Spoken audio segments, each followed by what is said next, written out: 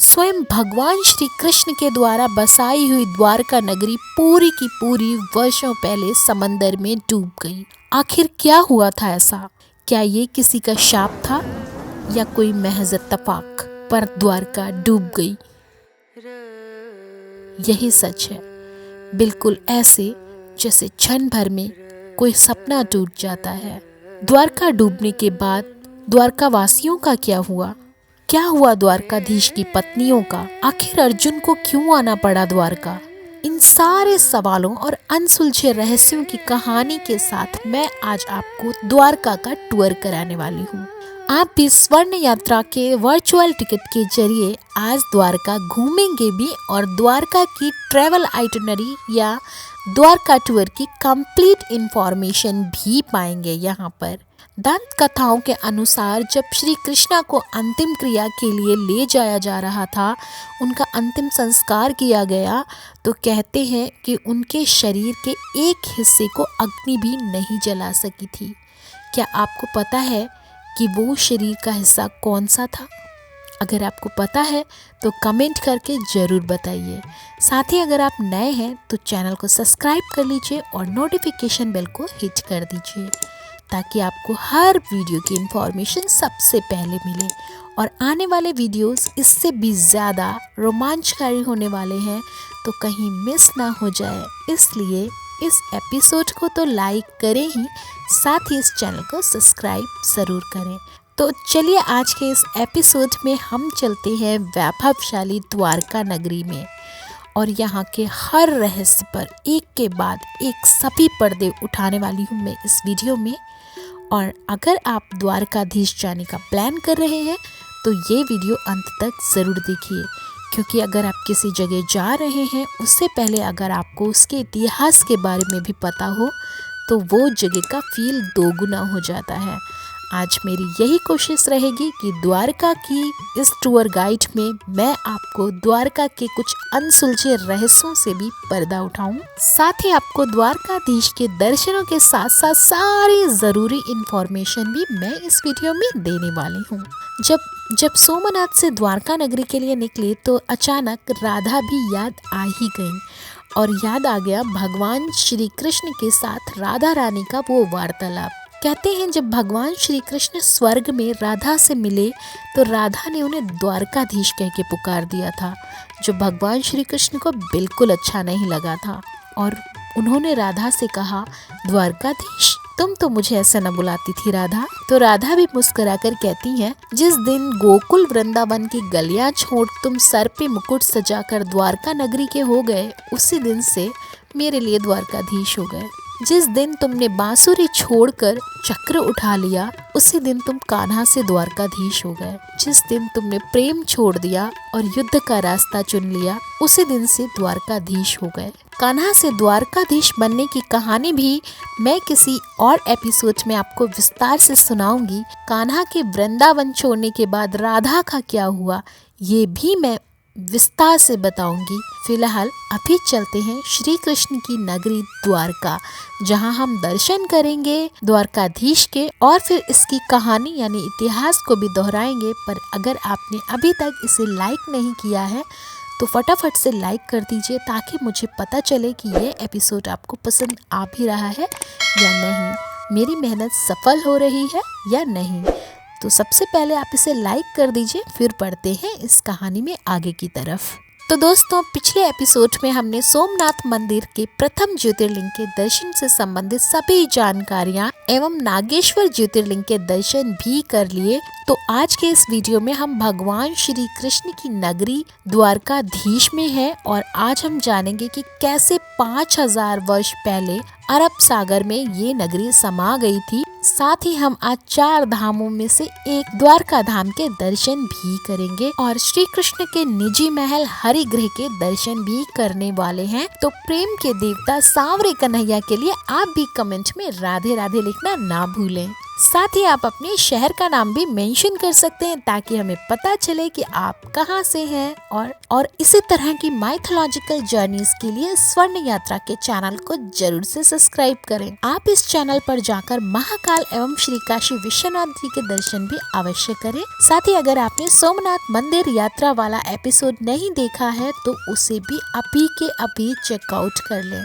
भगवान श्री कृष्ण की नगरी द्वारका धाम हिंदू धर्म के 4 धामों में से एक है, जो गुजरात के कठियावाड़ क्षेत्र में अरब सागर के समीप स्थित है। जैसे कि सभी ने इस किंवदंती को सुना ही होगा कि द्वारका नगरी 5000 वर्ष पूर्व जलविहीन हो गई थी। तो चलिए मैं आपको शॉर्ट में द्वारका के अरब सागर में जलमग्न होने की कहानी सुना देती हूँ। पौराणिक कथाओं के अनुसार जरासंध द्वारा प्रजा पर होने वाले अत्याचारों को रोकने के लिए भगवान श्री कृष्ण मथुरा छोड़कर चले गए और वहीं समुद्र के समीप एक दिव्य नगरी बसाई जिसका नाम रखा द्वारका। कहते हैं कि महाभारत के युद्ध के 36 वर्षों बाद द्वारका नगरी पूरी की पूरी जलमग्न हो गई। जैसे कि हम सभी को पता है कि महाभारत के युद्ध में कौरवों का नाश हुआ और पांडवों ने विजय प्राप्त की थी।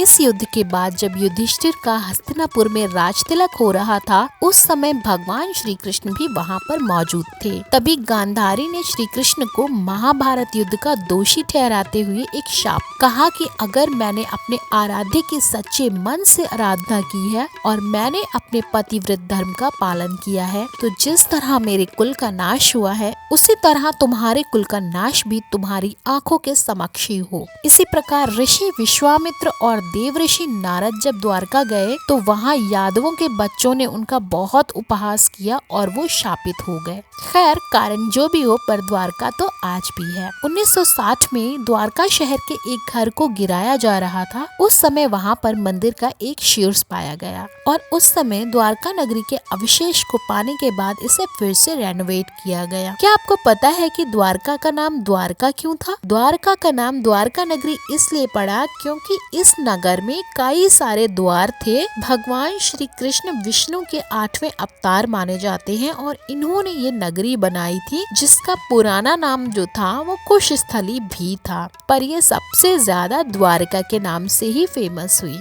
यूँ तो समंदर के बारे में एक बात कही जाती है कि ये समंदर अपने हृदय में ना जाने कितने राज समेटे हुए हैं। कुछ उजागर हुए हैं और कुछ अभी भी समंदर के सीने में दफन है। वर्तमान में द्वारका नगरी के 2 भाग हैं। एक है गोमती द्वारका और एक है बेट द्वारका। आज के इस एपिसोड में हम दोनों ही भागों की बात करेंगे, गोमती द्वारका और बेट द्वारका। गोमती द्वारका में ही द्वारकाधीश का मुख्य मंदिर गोमती द्वारका में है और यह मंदिर 1500 साल पुराना है। यह मंदिर 7 मंजिला इमारत के रूप में देखा जा सकता है और इमारत के आसपास बड़े हिस्से में जल ही जल देखा जा सकता है। इस जल को गोमती कहते हैं। यहाँ पर आसपास कई सारे घाट हैं जिनमें संगम घाट प्रमुख है। यहाँ मंदिर के दक्षिण में आदि गुरु शंकराचार्य द्वारा स्थापित मठ भी है। कृष्ण की नगरी तो द्वारका थी, पर क्या आपको पता है कृष्ण का हृदय यानी कि कृष्ण का दिल कौन सी नगरी में है? अगर नहीं पता तो आपको किसी न किसी एपिसोड में मैं इसकी भी जानकारी देने वाली हूँ, क्योंकि जहाँ कृष्ण का दिल है वो नगरी भी पूरे संसार में प्रसिद्ध है।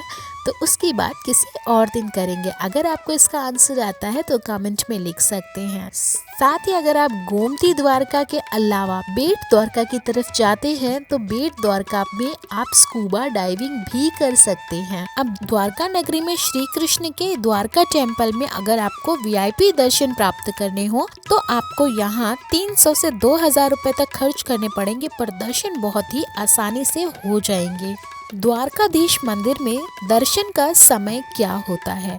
द्वारकाधीश मंदिर में दर्शन का समय सुबह 6:30 बजे से दोपहर 1 बजे तक होता है तथा अगर आप शाम में मंदिर में दर्शन करना चाहते हैं तो ये दर्शन 5 बजे से प्रारंभ हो जाते हैं और रात्रि 9:30 बजे तक होते हैं। द्वारकाधीश टेम्पल में यदि आप आरती का आनंद लेना चाहते हैं तो द्वारकाधीश मंदिर में आरती का समय भी जान लीजिए। द्वारकाधीश मंदिर में अभिषेक स्नान सुबह 8 से 9 के बीच में होता है और 11 बजे द्वारकाधीश मंदिर में आरती का समय होता है। द्वारकाधीश मंदिर में वीडियोग्राफी या फोटोग्राफी अलाउड नहीं होती है, तो आप अपना कैमरा और मोबाइल फोन को आपको जमा कराना होता है। द्वारकाधीश मंदिर में जाने का सबसे अच्छा टाइम क्या होता है, यानी best time to visit in Dwarka क्या होने वाला है, तो मैं आपको तीनों सीजन बता देती हूँ। सबसे पहले पीक सीजन की बात करते हैं। द्वारकाधीश मंदिर में जाने के लिए अगर आप पीक सीजन में विजिट करते हैं तो यह नवंबर से फरवरी के बीच में होता है, और अगर आप मार्च से जून के बीच में जाते हैं तो यहाँ पर वन्य जीवन आपको बहुत अच्छा मिल जाता है। और ये जो सीजन होता है इस समय आपको सारी चीजें बहुत ही आसानी से मिल जाती हैं और आपका बजट भी काफी कम खर्च होता है। तो अगर आप बजट ट्रेवल करना चाहते हैं द्वारका नगरी के लिए तो आप मार्च से जून का टाइम चुन सकते हैं, और अगर आप ऑफ सीजन में जाना चाहते हैं तो जुलाई से लेकर अक्टूबर तक ऑफ सीजन होता है। वैसे मैं आपको रेकमेंड करूंगी, अगर आप बजट ट्रैवलर हैं और आपको बहुत ही आरामदायक जर्नी चाहिए, मार्च से जून के बीच में आप द्वारका नगरी को विजिट कर सकते हैं, जहां पर आपको सारी फैसिलिटीज बहुत ही आसानी से कम पैसे में उपलब्ध हो जाएंगी। अब बात कर लेते हैं कि आप अगर द्वारका पहुंचे हैं तो आपको कितने दिन चाहिए। अगर आपके पास सिर्फ एक दिन है और आप द्वारका नगरी को विजिट करना चाहते हैं तो आप एक दिन में भी द्वारका नगरी को विजिट कर सकते हैं, फिर आप उनके नियर बाय प्लेसेस को विजिट नहीं कर पाएंगे। अगर आपके पास 2 दिन का टाइम है, यानी एक रात आप वहां पर स्टे करते हैं, अगला दिन भी आप वहां पर रखते हैं, तो मैं आपको कुछ ऐसी प्लेसेस बता रही हूँ जिन्हें आपको द्वारका के अंदर विजिट करना चाहिए। तो ऐसी टॉप 5 प्लेसेस मैं आपको बताने वाली हूँ जो आपको विजिट करनी ही चाहिए द्वारका के अंदर। Places to visit in Dwarka में पहला नंबर जो लेता है वो द्वारकाधीश मंदिर है। ऑब्वियसली अगर आप द्वारका जा रहे हैं तो द्वारकाधीश मंदिर तो जाएंगे ही, जिसे जगत मंदिर भी कहते हैं। और इस मंदिर का जो आकर्षण है वो यहाँ का शिकारा टावर है। ये मंदिर बहुत ही खूबसूरत है, आप इसमें जरूर से विजिट करें। दूसरा, आप रुक्मणी मंदिर भी जा सकते हैं, जो रुक्मणी देवी के लिए बनाया गया था, जो श्री कृष्ण की पत्नी थी। जैसे आपको पता है कि उनकी शादी शिशुपाल से होने वाली थी, फिर उन्हें श्री कृष्ण भगा के लिए आए थे उनके आग्रह पे, तो उनके लिए ये मंदिर बनाया गया था। तो आप रुक्मणी टेम्पल भी विजिट कर सकते हैं। तीसरा, आप शरद द्वारिका विजिट कर सकते हैं। ओखा से दूर बेट द्वारका द्वीप में है। ये भगवान श्री कृष्ण से जुड़ा हुआ ये मंदिर है। इसमें श्री कृष्ण और उनकी 56 पत्नियों के मंदिर बने हुए हैं। यहाँ उनके चित्र भी हैं, और द्वीप पर कई और भी मंदिर हैं, उन्हें भी आप देख सकते हैं। यहाँ पर काफी सारी अच्छी धर्मशालाएं और गेस्ट हाउस भी है। तो रुकने के लिए आप बेट द्वारका द्वीप भी जा सकते हैं, वहाँ पर आपको स्टे के ऑप्शंस बहुत अच्छे मिल जाएंगे। साथ ही अभी हमने सोमनाथ में प्रथम ज्योतिर्लिंग के दर्शन कर लिए हैं, फिर हमने द्वारका भी विजिट कर लिया है, तो अभी नागेश्वर मंदिर भी जा सकते हैं। ये भी महादेव मंदिर है और 12 ज्योतिर्लिंगों में से एक है। तो यहाँ पर विजिट जरूर से करिए, क्योंकि जो लोग भी यहाँ आते हैं, यहाँ नागेश्वर मंदिर भी सभी आते ही हैं। साथ ही आप वसई में एक प्राचीन सूर्य मंदिर है, उसे भी विजिट कर सकते हैं। यहाँ 8वीं और 9वीं शताब्दी में शंकराचार्य ने एक हिंदू मठ की स्थापना भी की थी। 5वें नंबर पे आप ओखा जा सकते हैं, जो द्वारका से 30 किलोमीटर दूर है और बड़ौदा के गायकवाड़ शासकों के अधीन एक बंदरगाह जो डेवलप किया गया था वो है यहाँ पर। ये मुख्यतः मछली पकड़ने के लिए विकसित किया गया था, आप इसे भी विजिट कर सकते हैं। इसके अलावा कुछ अन्य स्थान हैं द्वारका में विजिट करने के लिए, जैसे हनुमान कुंड, गोपी तालाब, लाइट हाउस वगैरह आप देख सकते हैं। स्कूबा डाइविंग कर सकते हैं और समुद्र को आप निहार सकते हैं, गोमती के संगम को एंजॉय कर सकते हैं। आशा करती हूँ आपको ये द्वारका नगरी का एपिसोड भी बहुत पसंद आया होगा। अगर आपको ये एपिसोड पसंद आया तो लाइक करिए, और सोमनाथ मंदिर के दर्शन के लिए आप मेरे चैनल पेज पे जाकर उनके भी दर्शन करिए, विश्वनाथ जी के दर्शन करिए, महाकाल के दर्शन करिए। आपको सारी इन्फॉर्मेशंस मेरे चैनल पे मिल जाएंगी। अभी के लिए मैं चलती हूँ, इतना ही। ओम नमः शिवाय, जय श्री कृष्णा, राधे राधे।